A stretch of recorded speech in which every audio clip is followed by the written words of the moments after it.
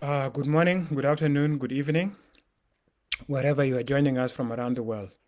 My apologies that we have taken too long to begin the program. Bear with us. There's a lot of things that are happening, but I appreciate your patience and your commitment to this program. I'm really delighted that we have been continuing this program for the last several weeks. As I kept mentioning to you, we will continue this program for the foreseeable future. So please forgive me for the delays. Every now and then, we are going to have challenges that will force us to delay our program. But please bear with us. I know a lot of you have waited for the program to start, and unfortunately, I understand if some of you might have become tired and left to do other things. So that I totally understand. But those of you who are patient and who are tuning in, I welcome you and I thank you so much. As I posted a few days ago, today we are going to talk the same civic education that we have been doing for the last several weeks. We are going to talk about Tim Edwards, A Bloody Nile. This is the book that we are discussing, and we are engaging with our people so that they truly understand what is in this book. It's important for people to note that we are not endorsing everything that Edward has written. In fact, we welcome those who disagree with some of the information that is revealed in the book. But we want it to be done in a constructive manner. If there is something that Edward has said that is not correct, we want people to provide what is correct, not simply to become defensive about what has been written. This was meant to share information and to spark conversation. Obviously, I'm not responsible for whatever Edward has written. Edward is there, and someone who want to challenge the information that he has provided, they're highly welcome to do that. But that is none of our business. It's certainly not my business because I'm not Edward. I am simply sharing this information to spark a conversation about what has really happened in the country. How come the country has failed to the level that it is failed? And I don't think any one of us can disagree. All you need to do is to look at what is happening in the market. You have seen it with your own eyes. Now, what the dollar is doing, how the prices in the market are out of control, and people cannot afford basic products. You cannot say this country is succeeding. This is a country that is virtually on its knees. And it is on its knees because of the leadership failures. So it is important for us to understand what is responsible for this leadership failure and what is the philosophy and the psychological mindset of the people that are leading the country, especially the president. You have seen now, every time there is a new Minister of Finance that is brought in, people are switched in and out of the Ministry of Finance and out of the central bank, as if magically switching ministers and central bank governors will make anything better for the country. And you keep seeing the same thing. The economy is not getting any better. The economy is getting worse. Life is getting worse. People are not getting salaries on time. All of these are things that are happening, and they are practical realities that affect people's life. But one thing that has been constant for the last 19 years is Salva Kiir. He has been in that position. You have had many ministers. They keep on being changed, but at the end of the day, you only have Salva Kiir as the president. So I think it's important for us to really understand what the problem is. The problem is the president Salva Kiir. He is the wrong person in the position of power. And because of his character flaws as individuals, as a person, he is unable to lead the country. So it is important for us when we find a book like Edward's book, for us to really look at it analytically and to see the information that is there, compare it with what we know, what we have also seen with our own eyes. Because some of the things that are written in Edward's book are things that are known to all South Sudanese people. Those who are upset with the book, that they don't like it, you cannot be upset with information. You cannot be upset with something that has already been done. You cannot be upset that something that was done has been revealed. Jesus Christ himself said, whatever is done in private will always be revealed in the light. If you do terrible things in the darkness, know that there will be, one day will come where they will be revealed publicly. So you cannot be upset with people that are revealing information that is being done. You should be upset with the person who is doing the terrible deeds. Yeah? That is the moral, upright thing to do. You cannot be upset with people that are revealing terrible things that are being done. It is our responsibility to reveal those things so that people can wake up, so that people can really understand what is happening in the country. So I am personally extremely grateful to Tim Edwards, wherever he is, whoever he is, for writing this book. And I'm glad that this book is available in the public domain. And this is why I have dedicated a lot of my time. It's not that I have nothing to do. I have a lot of things to do. But I believe this is important for South Sudanese people to understand what has really happened, what is going on in the corridors of power. Because a lot of people do not understand what is really happening. Why is the country failed? When we say that Salva Kiir is failed, that he's a terrible leader and that he must be removed, people don't understand. They say he's a good man. But, saying a good or bad, that means nothing. Let's look at the record of what he has actually done. Let's look at how he behaved as a person and as an individual. So this is why we are doing this book. So those of you who have joined, we are extremely grateful. We welcome you. And we encourage you, please, to share this video because we wanted to reach as many South Sudanese people as possible. Share it. If you're afraid to share it on your wall, especially for those who are in Juba, share it in the messenger. Share it in the WhatsApp group. Send it to others who will be interested and who will join. If you are free in a diaspora or you are far away from the country, share it on your wall so that other people will have access to it and will be able to watch what is going on. I like to say from the very beginning as we enter our program, today is going to be very hot. And I know that there are a lot of people already that are going to be extremely upset, especially Matograbs and those who see Salva Kiir as their relative. They don't see him as a leader of South Sudan. They see him from their village angle. Those people are going to be upset because the chapters we are going to discuss today are very tough. They are very tough chapters. And we are going to take our time. We are going to go through it because people think that we are destroying the image of the president. As I said before, no person image can be destroyed by another individual. It's you as a person, based on how you behave, who can destroy your own image. So we cannot be told here, that we are destroying an image of a certain individual who has been misbehaving in his own personal life and how he behaves and how he does his own thing. We are simply sharing what is there in the public domain. And as I said, each person is responsible for how they conduct themselves. You cannot do terrible things and think that they will remain hidden. There's nothing that will remain hidden. And the president needs to understand, even though he has surrounded himself with relatives and Matograb, even those people, they see things that make them cringe. And when they cringe, they're going to talk about those things. And when they talk about those things are going to be, they're going to be made public. Now, people will say, instead of talking about these things publicly, the best thing to do is maybe to advise him in private. Well, the reality is this. The president has been advised about this thing in private.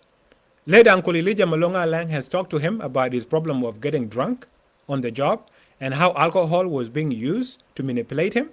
This was told to him. Others have told him, those of Uncle Bonamalwal, they have advised him on how he can behave as a leader, how he should reduce his womanizing activities. These things have been told to him. Those of George Kongoraro, others, all these elders, they talk to him and they advise him because they have been there. When you are in public life, you assume that everything that you do is being watched. You cannot then be doing things under the table and then think that these things cannot be revealed. Or when they are revealed, you become upset. So the president has no right whatsoever to be upset. We have right to keep on talking about these things. Now today, and especially with the first chapter we are going to discuss, a lot of it really deal with the character of the president. Some of it is what some of you have been talking, that it is a personal life, issues of personal life, and people will accuse us of attacking his personality. What these people don't understand is that there is no way you can separate personal life, or what is called a personality of individual, as with his ability to lead or his leadership style. The two are connected. Personal life is the foundation upon which public leadership is built. Leadership, and its particularly character of a leader, is absolutely critical in how this leader actually deal with things. So you cannot then say these is our personalities and they cannot be, people cannot talk about them. No, people have to talk about them because they affect how he deal with all the issues that he deal with. So I just want these people to know in advance that we are going to talk about these things and we are going to talk about them without fear. And for you to understand why personal ethics matter in politics, those of you who have gone to universities, who have read Aristotle, two of the major books that Aristotle wrote are Ethics, right, which deal with the personal life and how an individual can try to achieve a virtuous life. And the other book is Politics. And the two of them are connected. You know, you cannot have a person that is lacking virtue becoming a good leader. That is not possible. Personal virtues or ethics are what then inform whether the person is going to provide justice, whether the person is going to be responsible, whether this person is going to have integrity. So if there is no integrity in personal life, it is going to affect how this leader exercises political power. That should be very obvious. And this is the point that we are trying to drive home. We are trying to make sure that people understand that. You cannot then say this is a private life, people should not talk about it. No, it affects public. And this is why we keep on repeating these points, and this is why we keep on coming back to them. And obviously, there are qualities of leadership that are associated with good leadership or strong leadership. When we talk about things like integrity, you know, this is important in public office. But if you lack integrity in personal life, you know, you cannot then build institutions that has integrity in them. The same thing like personal accountability, being responsible for your own actions.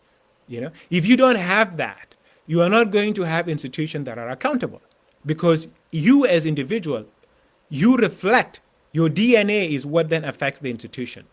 How are institutions built where they don't exist? They're built by individuals. And the character of those individuals is embedded in the kind of institution that they build, right? Issues like forgiveness.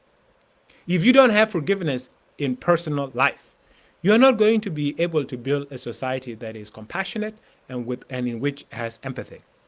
The same thing, if you have no empathy in your personal life, you are not going to be a compassionate leader. So you see here a direct link between personal life and public leadership. And this is why Tim Edward, in his own wisdom, wrote about these things, because he saw them as the horrible foundation upon which the society of South Sudan was built. It was built on this weak personal leadership or personal qualities of Salva Kiir as individual.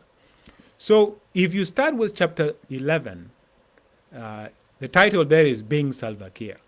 Here, there are a number of things that come out. From the very first opening of the chapter, what is introduced to us, first of all, is what is a constant theme throughout the book.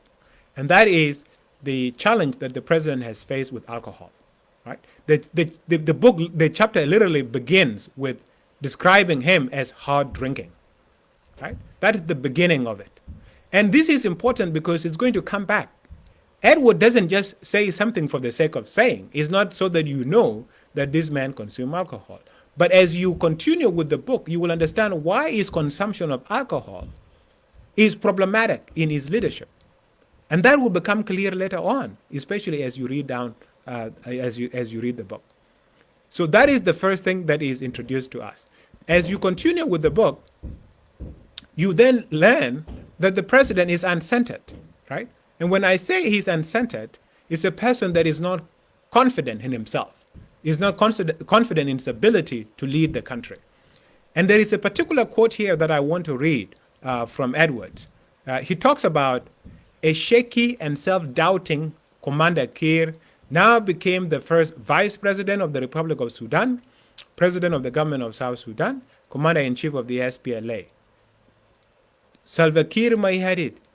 His slow and easy life was to veer off several tangents in ways he did not fathom and could not control. This is very important because personal confidence is important in being able to accomplish any task. And what Edward is trying to tell us here is that the president is not sure of himself. He's not confident in himself. What is that going to do? It's going to allow people around him, cronies that are around him, to be able to drive him and veer him off to whatever agenda they see fit. This is another issue. It's very problematic. And when we talk about these things, we talk about them because they affect leadership. They affect the ability of a person to lead. So this point is also dropped there, but you will see why it is very important. We are also told here, and this is also a public knowledge, not that it is very important, because what is told us here is the issue of education, that he's a dropout from school. Yes, we know about that, and that is not a big deal, because we have had great leaders that have never been in classroom. So this is not an issue, but it's important because when you combine it with the self-doubt that is inherent in his character, combined now with poor education, you are going to have a character that is going to be manipulated or be subjected to manipulation, and who would easily be turned to whatever direction that people around him see fit. And you will see with the tragic events that will unfold as are discussed in this chapter. And don't forget, the whole book is how the war is started, how the conflict in 2013 is started, and the massacres that happened in Juba, the massacres that happened all over the country. All these massacres happened because the president was unable to provide good leadership of the country. So this is a general theme. So when we talk about him being in charge, his ability to control, his ability to project leadership, articulate what the direction the country should take, is even more and more and more important. Now, when President Kiir took power, you remember back then, John Garang has been at the helm for 21 years. And John Garang had had time to develop his leadership. He made some mistake, a terrible mistake during his time, and he was able to learn during the course of this. When Kiir took over, he asked the South Sudanese people to give him a chance, right? He said, give me a chance. You have invested in Garang. Garang did not just become what it is overnight. It took time, and it took investment of South Sudanese people. Here is the direct quote of what he actually said. He said, Garang has been built over a long period of time to become what he was at the time of his death. So I appeal to Southern Sudanese people to build me too, so that I measure up to Garang's experience. He was asking for a chance. And this is actually quite reasonable, because he was new. He was coming in. He has never done this before. He has not been the leader. But here, he is coming in asking for a chance. But now, my people, after 19 years, you can ask yourself the question, is Salva Kiir getting better or getting worse in public leadership? And I'm very sure many of us would agree that he is getting worse. He asked to be given a chance. He made nothing of that chance. And now we are at the end where he has completely destroyed the country. There's no improvement in his ability to lead the country. He has not developed a vision for the whole time. And we will go through it. We will talk about some of these things as we go through the book. And obviously, one of the things that immediately follows is what we have all been talking about. And this is the fact that Salva Kiir is a man without a vision. He has no idea what he is to do in position of power. He found himself there. He thought he was going to be a deputy for John Garang forever. And then the tragedy happened. Garang died. Now he's the leader. He has no idea what to do. And here, what Edward does actually, because there are some people that have been saying, this book does not have sources. Well, Edward here is quoting what is publicly available. He's quoting from Ty McCormick. Ty McCormick wrote a piece in the Foreign Policy. It's a magazine that is here in the United States.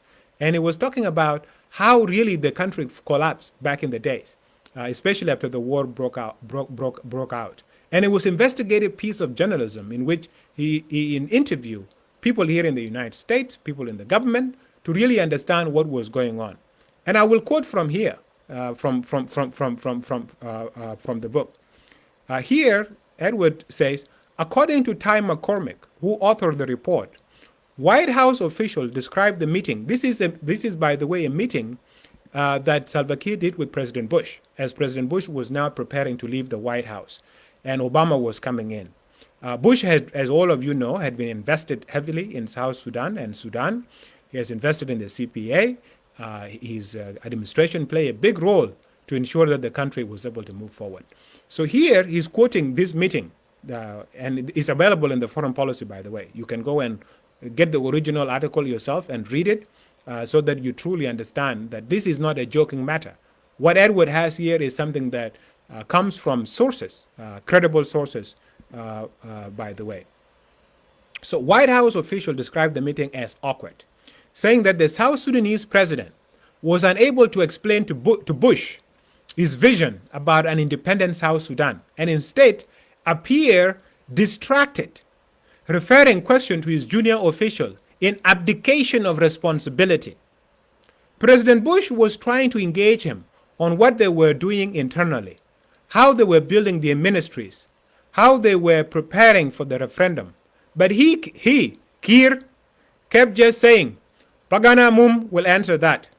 Denga Lord will answer that.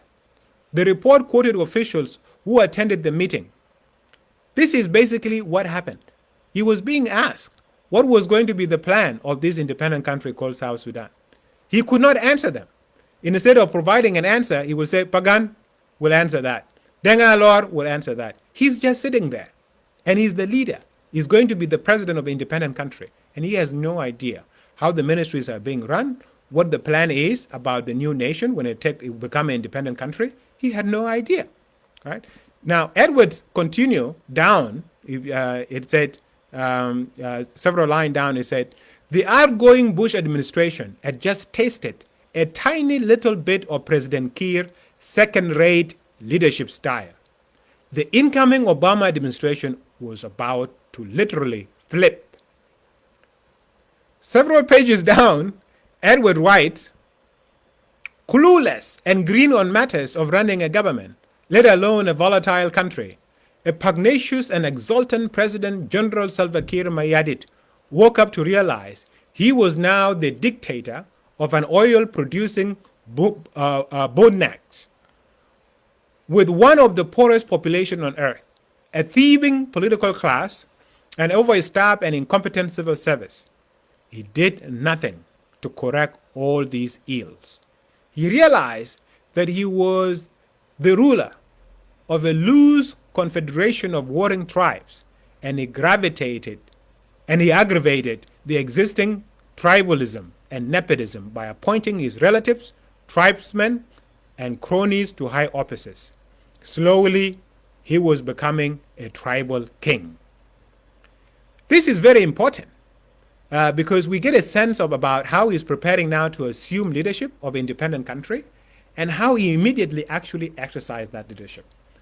And you remember the constitution that those of John Locke and Michael McQuay wrote. That constitution literally was designed to make Salva Kiir an all-powerful president. They gave him powers that was literally unconstitutional, that no other president in Africa had. But here he was.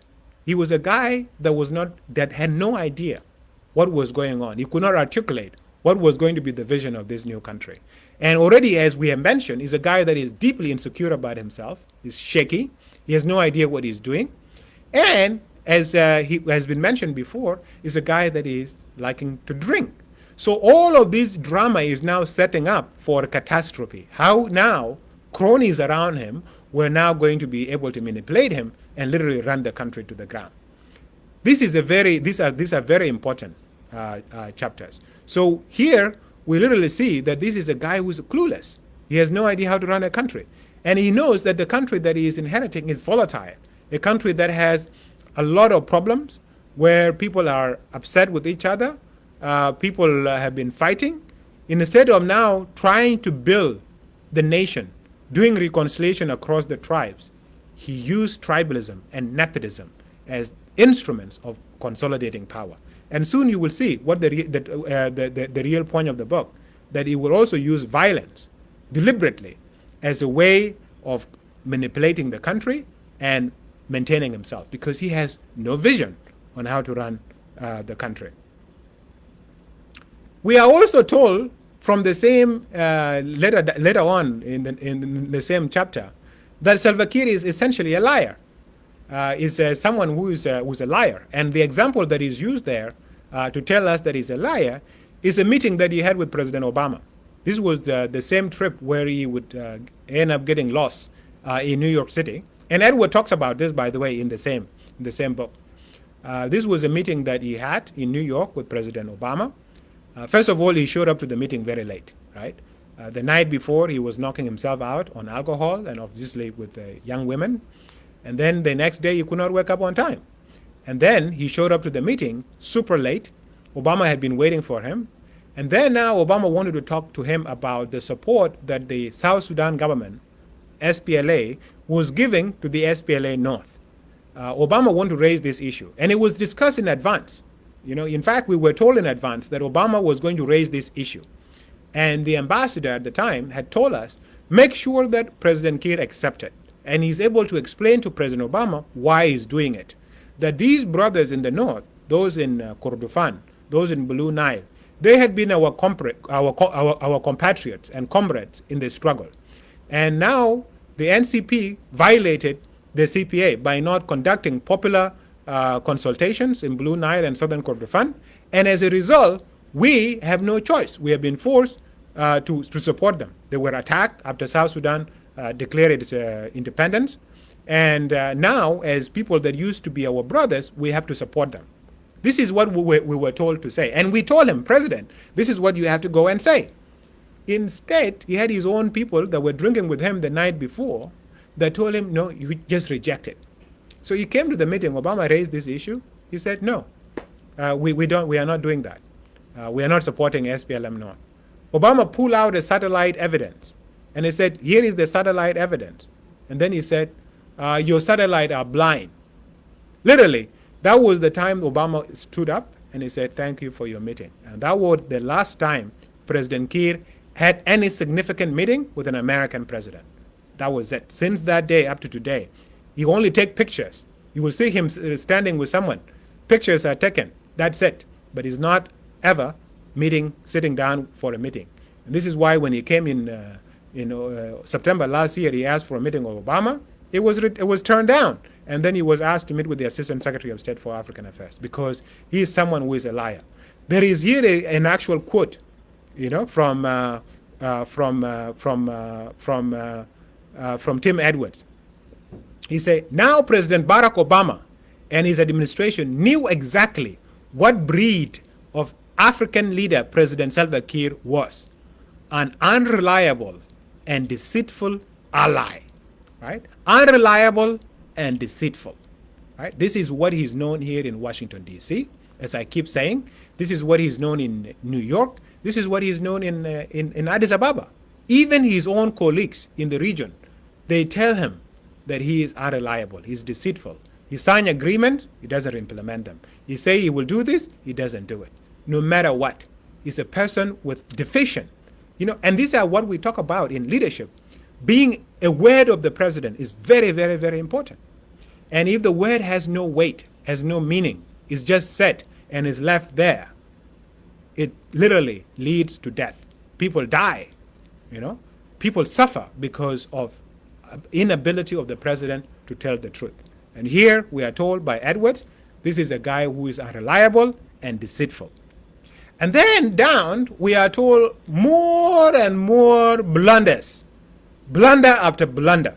There is the Hijlich War, which literally created all kinds of chaos and made everybody in the world worried about what is this new nation going to do? Why is this new nation behaving like this?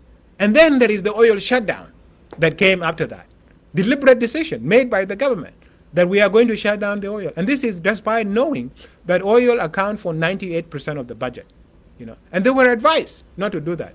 I remember because I was still at the World Bank. This is the time now I was about to join the government. There is a quote here, and I will give you an inside story on what really happened. A week after closing the oil taps, President Salva Kiir held a private meeting with Marcelo Jugeli, the World Bank Director of Economic Policy and Poverty Reduction Programs for Africa. Jugeli frankly told the president that the bank had never witnessed a situation as dramatic as the one faced by South Sudan. Jubilee said it faced a collapse of gross domestic product, a massive depreciation of the currency, an exponential rise in inflation, and depletion of foreign reserve. All this practically translated into a precipitous rise in poverty and child mortality. Regardless of stringent austerity measures, he estimated a 26% cutback. A Juba foreign reserve would last only up to July 2012. Jubilee was prophesying the failure of South Sudan state in its infancy. Now, I was part of these meetings. In fact, I was part of the delegation of the World Bank that went to meet with the cabinet when they were deliberating on this issue. And the presentation was very clear. But, here was the problem. The president had no idea what he was doing. He was basically experimenting with all of these things. And literally, the lives of the people were at stake. So with the shutdown of the oil, and he has built a system that was so corrupt, where the money was just flowing out, there's been all these scandals with the Dura saga, and although everybody knew that the Dura saga was a scam, they were still being paid. Money was still being paid. Everything was being paid. And here was the president that was deliberately refusing to think about what was the right thing to do. So the shutdown happened. And then what happened after the shutdown? Obviously, all of you know it. The government started printing the money, and with the printing of the money, the inflation shot up. Initially, they were printing about 400 million South Sudanese pounds per month. Then it became 600 million pounds per month. Then it became 800 million pounds per month. In fact, I wrote about this. And this was around the time when I established the Center for Strategic Analysis and Research. I wrote products on this and how this was going to create a terrible situation for us, how our currency was going to lose value, and how poverty was going to go up. And we told them, don't mess with the macro. When you say don't mess with macro, we are talking about three key variables. Don't mess with inflation, right? So when you increase the monetary base, you just print the domestic currency uncontrollably, as South Sudan was doing. What you are doing, you are messing with the three big macroeconomic variables. You are messing with inflation. You are messing with exchange rate. And you are messing with interest rates. And for a country that is entirely dependent on one single commodity and that is reliant on imports, this is a disaster. And they were told. But, they're like, oh, we came from the bush. People used to suffer. We are used to suffering. So we are going to be suffering. This is the same mentality that is driving the government today. That is why the other day, when the wounded heroes went to the Ministry of Finance and they were protesting, they were shot. They are expected to suffer. People wonder, how is it that they are demanding their salaries, that they are demanding medical allowance? We came from the bush. Was there any medical allowance when we were fighting in the SPLA? Forgetting that we are not fighting in the SPLA anymore. We live in an independent republic. Millions of people have died so that the current generation can have a better life. So we were not just supposed to live like that forever.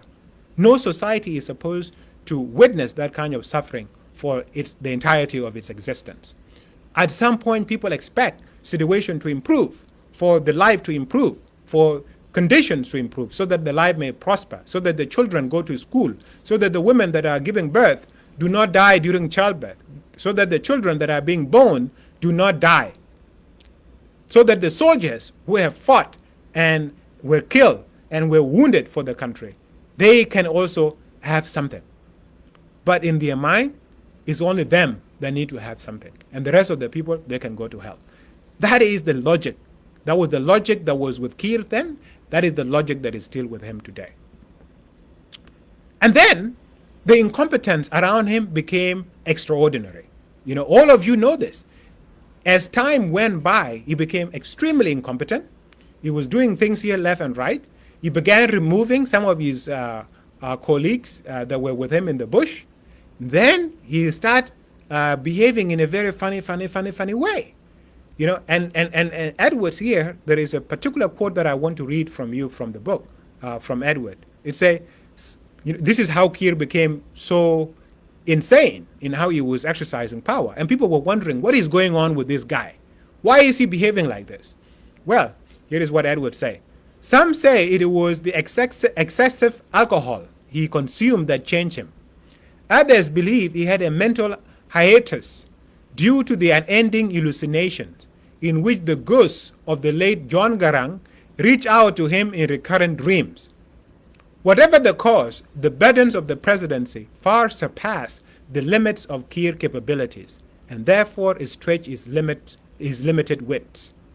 Towards and after independence, his ambiguous concept of national priorities and development needs became blurry in the radiance of personal power and lavish pleasures that accompanied it.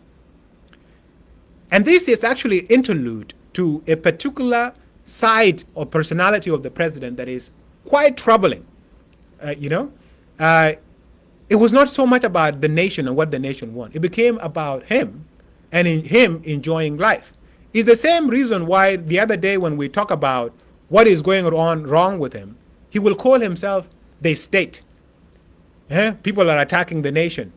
These are people are enemies of the state. They think, in his head, he thinks that he is South Sudan, that he is the country called South Sudan. So when he is doing well, he's lavishly being taken care of, he's enjoying his life, he has his money here, he has his alcohol here, he has his women here, he thinks South Sudan is happy because he is happy. He doesn't know that there are people going to bed without food. He doesn't know that there are people dying in hospital. If you go to Juba Teaching Hospital now and you see what is going on, basic bed sheets is missing. People come there and they have nothing. They cannot be given even painkillers because the painkillers are not there. And the president doesn't think this is an issue because in J1, he has abundance. He has everything that he needs. And then he thinks the country is happy. And when those of us who talk and criticize what is going on wrong in the country, he labels us as enemies of the state, forgetting that he is the true enemy of the state due to his incompetence and his self-serving agenda. Now, Edward tells us here something very interesting. And this is really the point why he mentioned to us that President Kiir is alcoholic, right? Because it's not just about saying the guy drinks, because most of people drink. That is not an issue. But the reason Edward mentioned that is to draw your attention to what does his drinking means.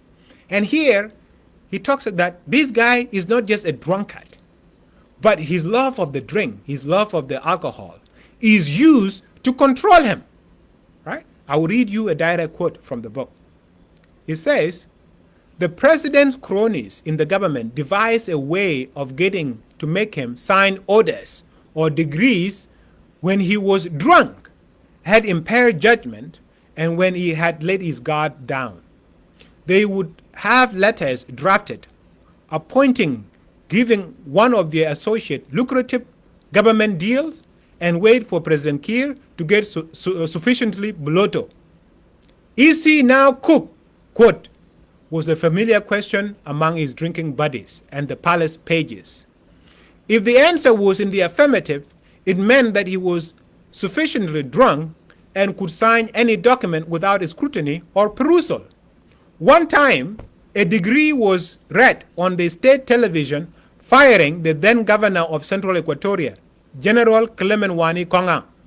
The next morning, President Kiir was at loss and asked his legal advisor about how the decree came about.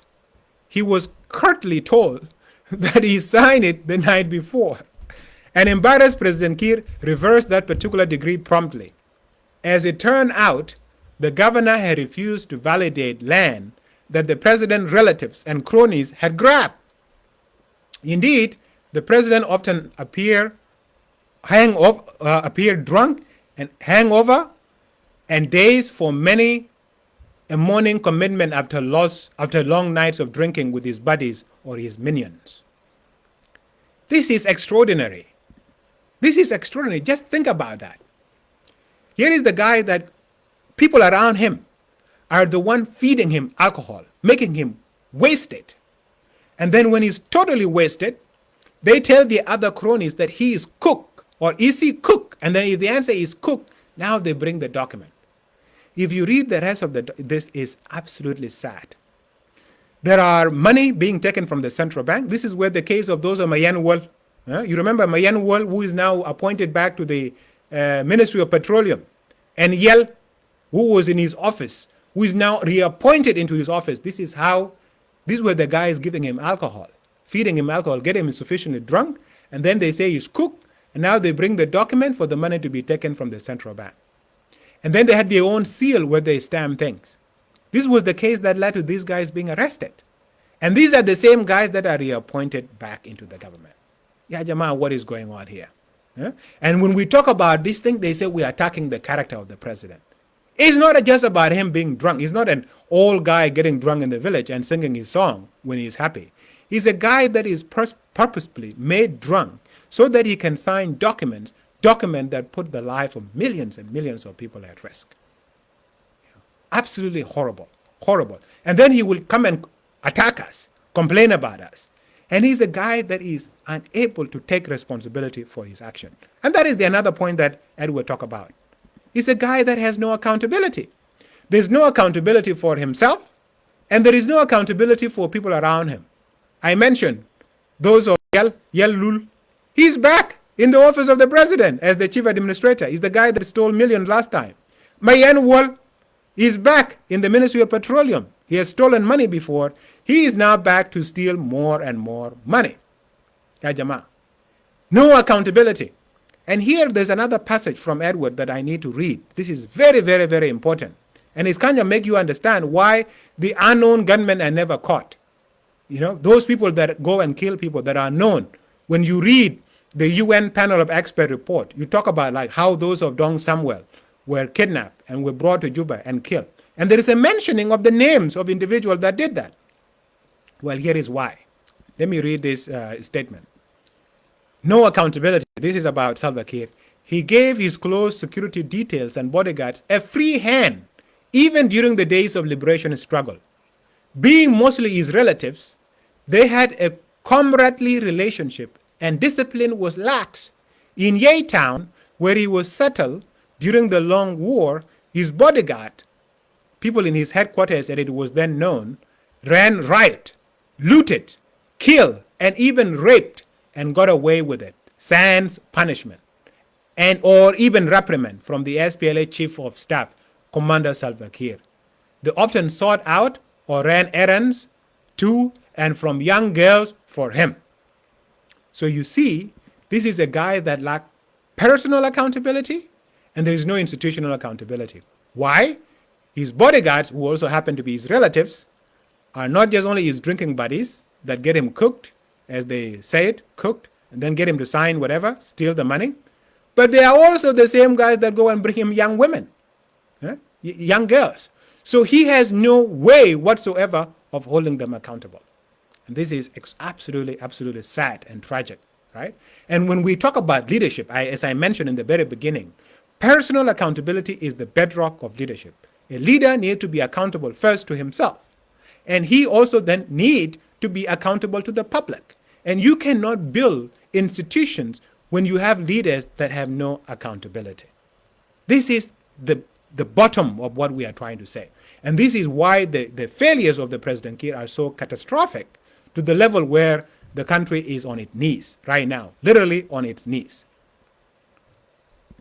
Now, if you go down, you also hear that not only does he have lack of accountability, this guy is irresponsible. He talks in an irresponsible manner, and he does things in an irresponsible manner. I'll give you an example here.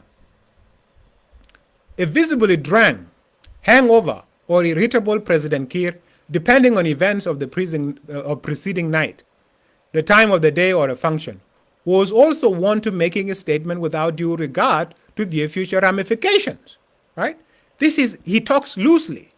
Anybody that has been around him, he will just throw words there. And his minions, his guards, that also happen to be his bodyguards, his drinking buddies, his women guys that go and bring the girls for him, and also happen to be his assassin, they're listening.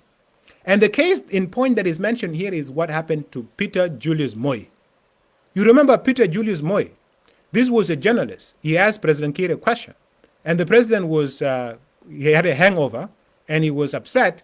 And then he started talking loosely about how this country has killed people, and if someone does not understand, they will show him. And the same night, Julius Moi was gunned down by the so-called unknown gunmen. right? This is how reckless he talks, you know. And even in my case, when I was in prison, you know, and people came and talked to him, he said, that boy, I should cut his head off. He's the head of state, and he talked recklessly like that. The other day, Kwelagwir, if you listen to the interview that Kwelagwir just did, Kwelagwir was talking in the Sudan Post. He met Kwelagwir at the airport, and he told Kwelagwir, the reason why people are opposing me is because I don't kill them. This is the head of state. This is the president. This is how recklessly he talks. And then his guards that are sitting there, that are listening to every word that he says, then pick it up, and then they go and kill somebody. You know? That's how all these unknown gunmen things are happening. And then he has no ability whatsoever to then hold his people accountable. You know? This is the guy. So he's a guy without accountability. Is a guy that is extremely irresponsible in personal behavior and in public leadership. There is a story here that you also need to read about how he is irresponsible. And these again come down to the issues of young women. It's extremely sad. But I want to read it because there were people that were complaining that we were attacking his personality and that these things don't matter. They matter. And I will tell you exactly why they matter. Let me read to you this story. At about 11 o'clock in the night, a girl he had been expecting was ushered into his private quarters, and a close bodyguard came and whispered into his ear, "The food is ready," referring to the girl. President Kiir excused himself and wished his guests good night and farewell. The young girl was lithe, tall, and luscious, the way he and his Dinka folk like their women.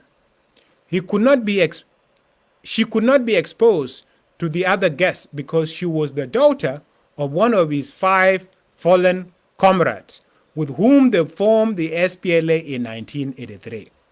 She was a beautiful young Nuer girl whose father was the late Commander William Nguyen Bany. Light-headed from the whiskey and the endless ruckus at the card game, he started teasing her and asking about her day while fondling her. She thanked him for the new Toyota Land Cruiser B8 he had generously given her and the $250,000 she had requested to start a business to support her siblings. He was not habituated on a small talk with matters sexual or notion of foreplay like all older African men. And beside his suggestive wench was stretching his desire to an animal-like lust by leading him on. "I have to go home before midnight because I am traveling tomorrow and I don't want your bodyguard to spread rumors to the whole Juba that we are sleeping together. Imagine what your mad wife would do," she said. He smiled at her and said, "You know my voice are very discreet." After he was done, he now remembered and asked them to drop her off to her home. And he told his aide-de-camp, "I am tired and will sleep here in J1 tonight." Guys, this is I mentioned to you last time, and people were there, especially his Matograp, were talking all kind of nonsense. This is a daughter of William Nguyen, okay?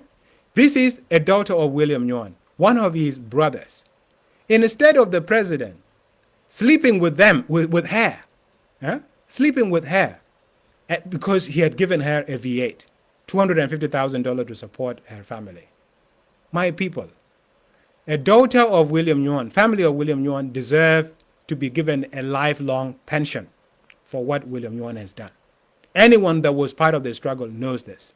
And when Salva Kiir, who is the only surviving member of the 5 permanent members of the political military high command, instead of looking after these girls, she's the same age with Adut, the same age with Adut. Instead of giving her the same consideration like his own daughter, being the one, if they were to get married, would be the one to hand them off to their husband. He's sleeping with them and is using the resources of the state, oil money, Oil money that came about because their fathers died for the country to basically make them vulnerable to her and then use them, you know. Imagine if Salva Kiir had been the one who died and William Nguyen was the one who was president today. And then William, would he be happy with William Nguyen doing that to a Dut or a Nok? Being fondled? Food is ready? Food is ready? Seriously? This is show lack of moral responsibility whatsoever. And whoever said that this doesn't matter when we're discussing about public leadership has no idea what leadership even means. What leadership even means, you know. And by the way, this story you will see is followed by more outrageous things, you know.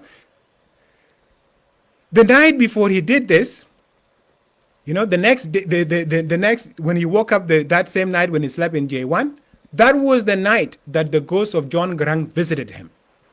That was the night that he woke up in the middle of the night screaming because John Garang was literally choking him for how he was behaving, how he was treating daughters of his own fallen comrades. You even wonder, is this what he would have done even to the daughters of John Garang? A guy like that. This is absolutely horrible. And I think everyone should be outraged. There are people that are saying, why does Tim Edward write about this? How can he not write about something outrageous like this, Ya Junubin? You know our own ethics. Yeah? You know our own ethics as a people. Is it okay for the daughter of William Nguyen to be treated like that? Daughters of Arongton treated like that? Was that the reason that Salva Kiir then remained as president so that he can do these terrible things to young daughters of his comrades? Ya Jama, this is heartbreaking. This is absolutely heartbreaking. And when you think about the fact that you will go down the line, that he did this while he had HIV/AIDS with him. He's doing all these things with HIV/AIDS in them. It shows a picture of individual that is absolutely irresponsible. Who is absolutely irresponsible, that has no empathy, has no regard for human life, especially life of his own children. You know, just think about that. This is absolutely, absolutely, absolutely horrific. You know, now you go down to the story because basically he's sick. So if you read down a few pages from this story, you know, you hear what happened about what is ailing him. He has been sick. He has a liver issue. People think maybe this is his alcohol. He has hypochondriac. People think these are isolated, so he's always sick. He's in the hospital. And then he got this doctor, Dr. Yanga. He's a son of Bari Wanja.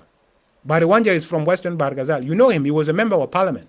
He was the chair of the economic committee of the parliament. So then Dr. Yanga, here I will read this so that you also understand. Dr. Yanga carried out a few basic tests at the time, but found nothing conclusive. He then suggested that a thorough blood test and blood work be undertaken. This included checking on the function of all the vital organs through CBC tests. Indeed, President Kiir's worst fears were confirmed as he was found positive of HIV.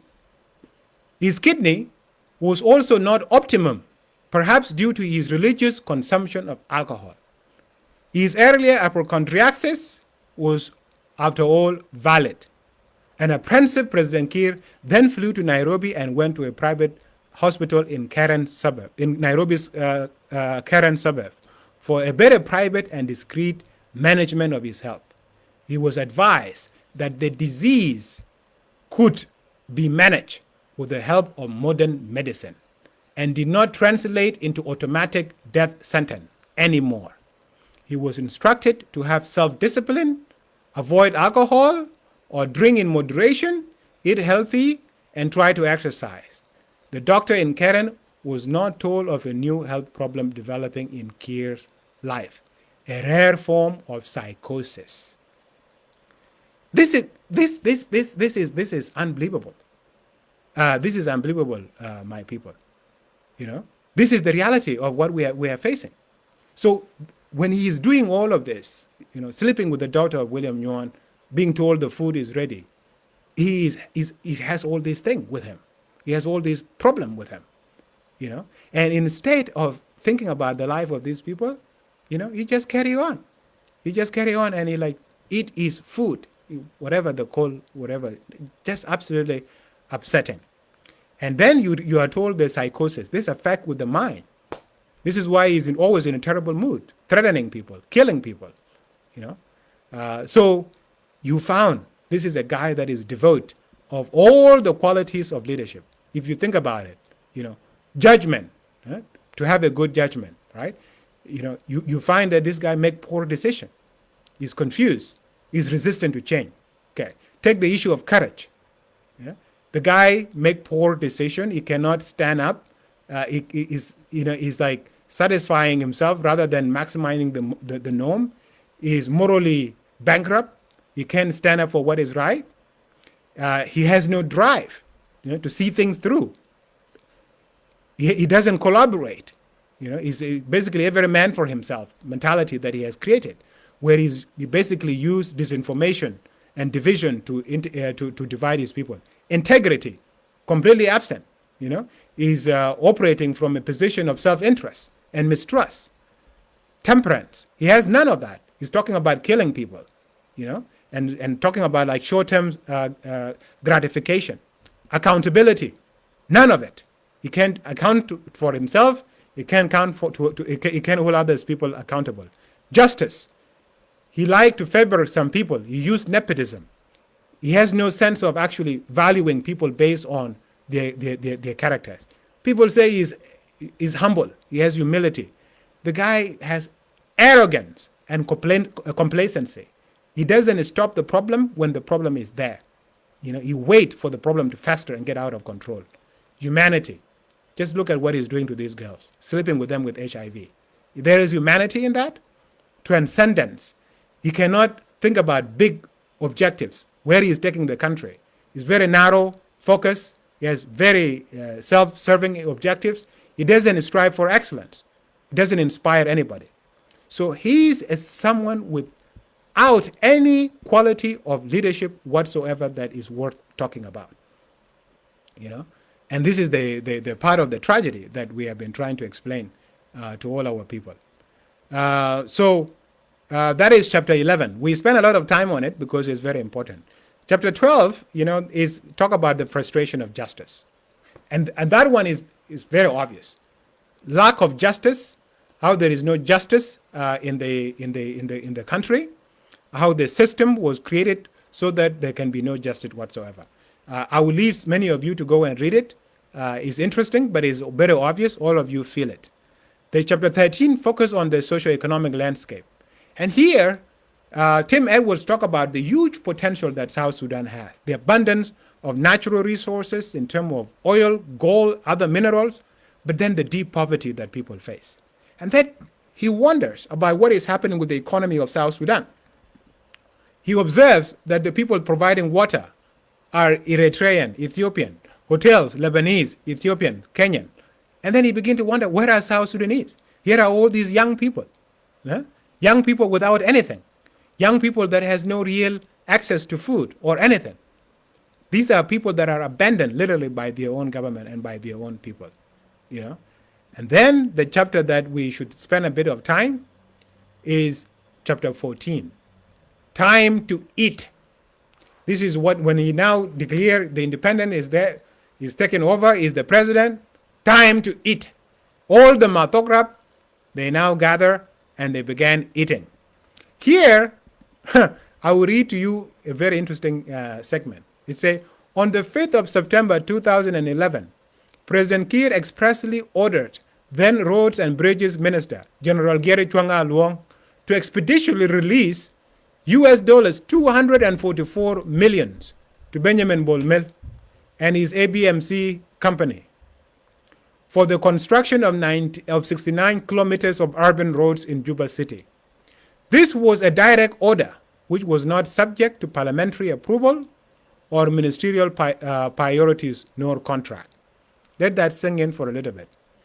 Edwards then goes on to reveal to us, ABMC went ahead to do some semblance of work on 2 major roads leading out of Juba to Gudele and Belfam. 21 kilometers in total at a grossly inflated rate of over $11 million per kilometer. $11 million per kilometer. That is what Ball Mill use.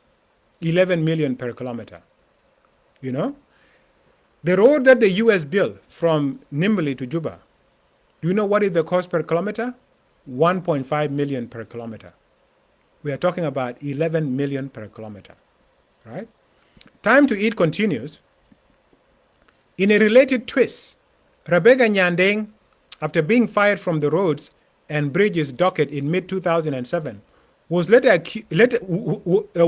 to accuse President Kiir of being complicit in another scam that involved the construction of road in northern Barghazal. She claimed she was fired after questioning large payments to a Sudanese company, Ayat Roads and Bridges. She said US dollars 288 million was paid to the company without the consent of her ministry nor that of the parliament.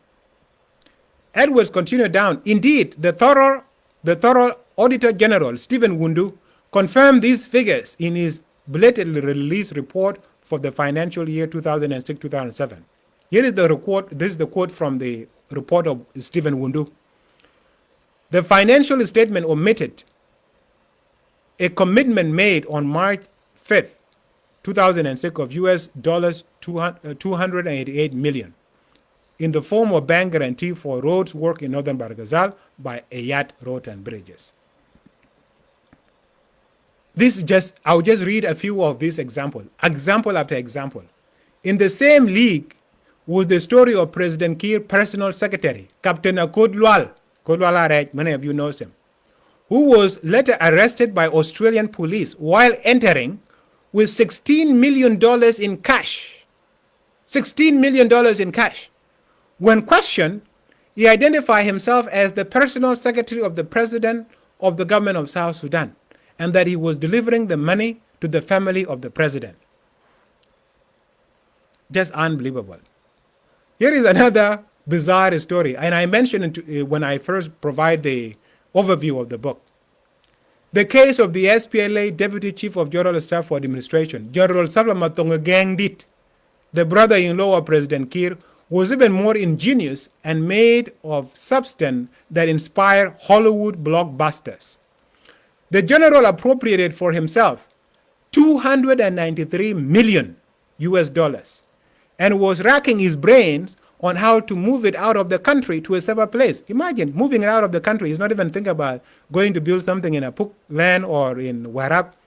After days of thinking and planning, he came up with what he thought was the finest idea. He sent his boys out to order for a coffin to be made for a very large man. And a South Sudanese often fit the billing. The monies were then stacked in the coffin. He then assembled an assembly of close relatives. I said the other day a bunch of book and somebody was upset. What do we mean by close relatives? These are people from his home area, close relatives, to act as mourners who were transporting a deceased relative to Uganda for interment. The plan went well until the mourners reached the border crossing to Uganda. The SPLA soldiers manning the border post literally smell a rat and ask themselves why a South Sudanese national would be taken to Uganda, a foreign country, for burial. After overwhelming protestation and resistance from the mourners who were unwavering about having the coffin open, a close inspection of the very sealed coffin revealed stacks upon stack of scripts, $100 bills, $293 million. Now, my people, just unbelievable story, right? This is literally the money of South Sudan being taken. If you read all of this, it's corruption after corruption, corruption after corruption by the inner circle of Salva Kiir. You know? The funny thing about that story, by the way, these people were asked, one of them was telling me, one of the guys who were part of the entourage was telling me, they were asked, what is the gender of the person who is dead? Is it a man or a woman? They had no idea. They were asked, what is the name of the person? They had no idea. So not a very fine plan after all, but it's just an utter embarrassment. Embarrassment to the president, to the country as a whole. You know, Tim Edwards tells us here that the money that was stolen is nearly $5 billion, $4,922,000,000 US dollars.